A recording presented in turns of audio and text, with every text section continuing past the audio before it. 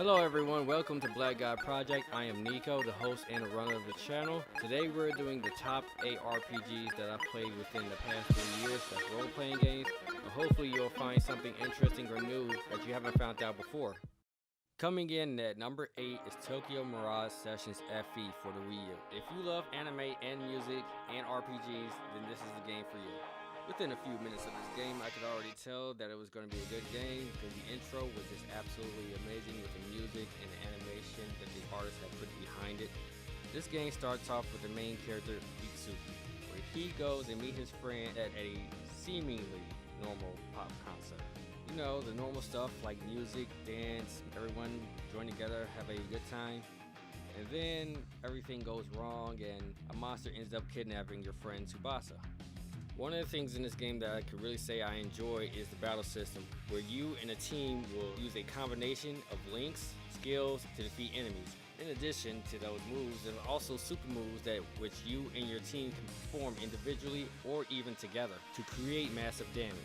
And at the end of each battle, you'll gain experience in which you will level up to get skills, money to spend it on items and other things, and materia to build weapons and armor. You may even find materia just lying on the ground in the dungeon or outside of a dungeon. And while exploring these dungeons, you will also find materia and money as well, puzzles and riddles on your journey. I can really say I definitely enjoyed this game with the music, the scenery, and the battle system. There's so much, like several dungeons. I would highly recommend it for other people to play it, and if you want to play this game, it's available for the Wii U.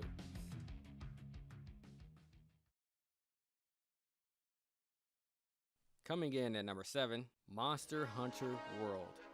As my first introduction to a Monster Hunter game, I could say that I was not disappointed at all. The scenery, the monsters that you can find throughout this game is absolutely stunning. And say if you get lost or something and you want to track down certain monsters, well, you can do that by using the map that you are provided, and you can make markings to where you want to go, and then you have these things that will go and track these things for you. But beware when hunting these monsters, because oftentimes they are very powerful and you can easily get destroyed if you don't have the right armor or weapons. After defeating some monsters, you'll gain materia and parts in which you can break off the monster and use for parts that will help you build and upgrade your weapons and armor. To get things like weapons and armor, you will go to the blacksmith, which is in the first town right after you go through the tutorial. Collectively, there are like several classes such as bows, guns, and arrows, and instruments that you can choose from.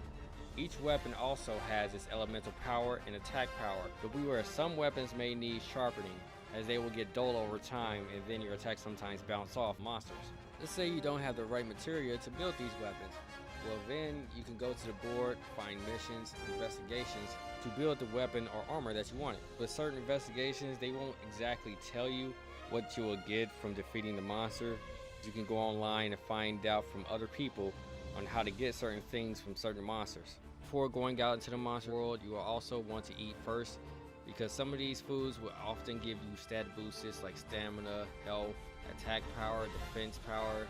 And if you don't eat after a certain while, you will suffer the exact thing that you neglected before you went out and hunt. One tip I would give to newcomers is if you're facing a monster, you have to watch your surroundings, because you might take blows like this. I can really say I enjoyed this game with all the dungeons, caves, and landscapes. You'll definitely find something new every time you explore. Coming in at number 6 is Toukiden 2. Being a first time for me actually playing a Toukiden game, I can really say that I enjoy the experience, whether it's going through the forest and fighting monsters, or going through the dungeons and fighting bosses.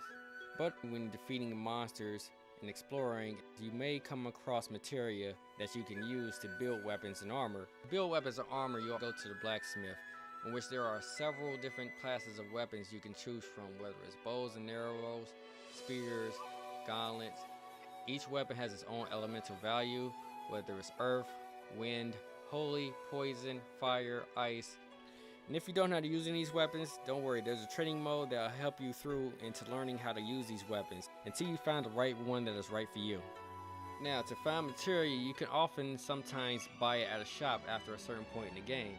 Also, you can find material by sending this gadget out to do missions for you, but beware, there is a low chance that he might find it and fail the mission, so it's best to go out in the world and explore and find it yourself. Besides the traditional weapons that you get in the beginning of the game, there's also another weapon that is different from the regular Toukiden games, which is called the Demon Hand, which you can also use to rip off limbs from monsters to get materia.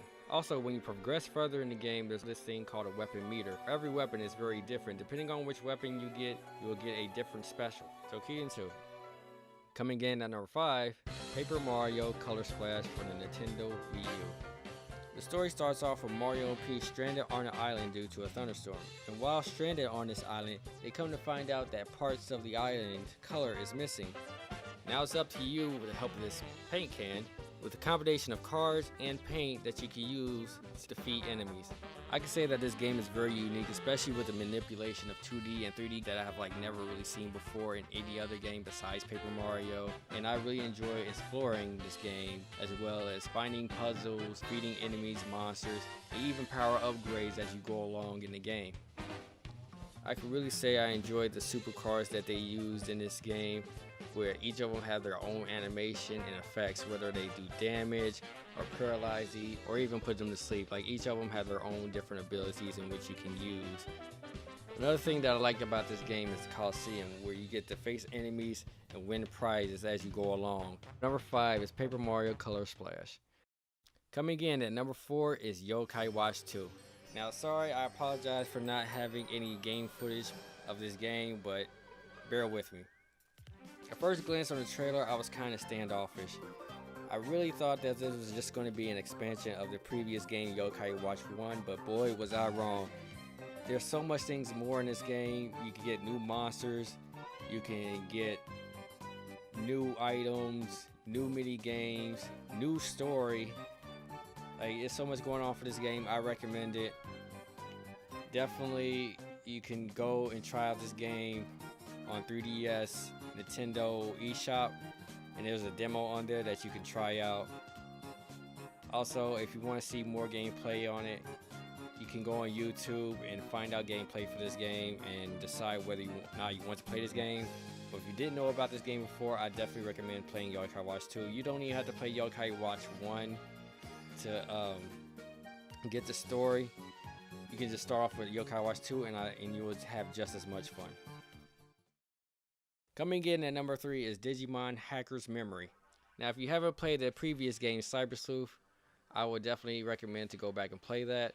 But if you haven't, don't worry, because it's another perspective of what's happening within the same timeline as Cyber Sleuth. Now playing this game, I can definitely say I enjoy the battle system. You know, I really think this is the best version of Digimon games, but that's just my opinion. I think they are doing well with the formula of their story games.